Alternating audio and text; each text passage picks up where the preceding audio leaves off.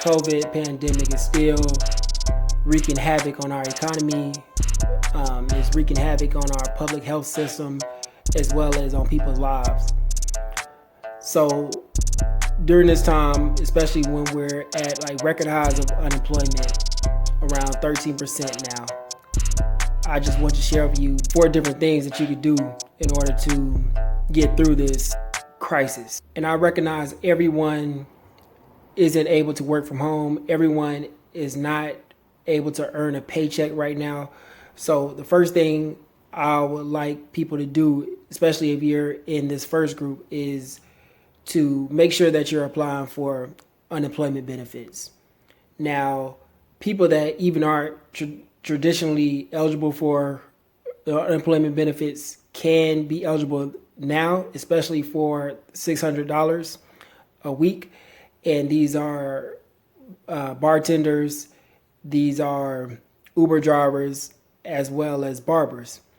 And this is in addition to those that are traditionally eligible for unemployment benefits. So you would already receive what the state is providing, but you'll also be able to receive the additional $600 that this administration is providing. If you have exhausted all of your unemployment benefits, you are eligible to apply for an extension for up to 13 weeks. Second point, communicate and negotiate.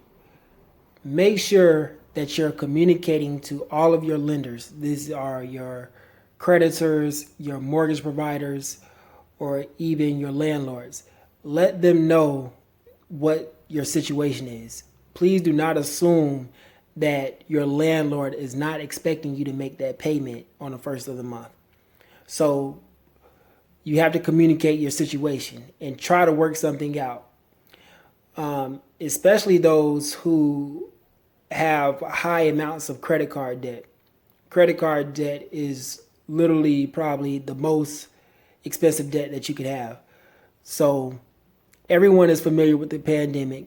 Everyone understands all of these institutions that lend people money or lend people services. They get it. So it's a great time, a great opportunity for you to try to negotiate maybe a lower interest rate for fees to be waived, or they might even lower the principal amount if you agree to some payment plan. Number 3, student loans, federal loans. So if Navient or Sallie Mae is your loan servicer, you are eligible for this. So the federal government suspended payments through September and they cut interest rates to 0%. So most of us, I know I am especially, I'm thankful for this because it gives me some leeway to move money around where I don't have to make this required payment.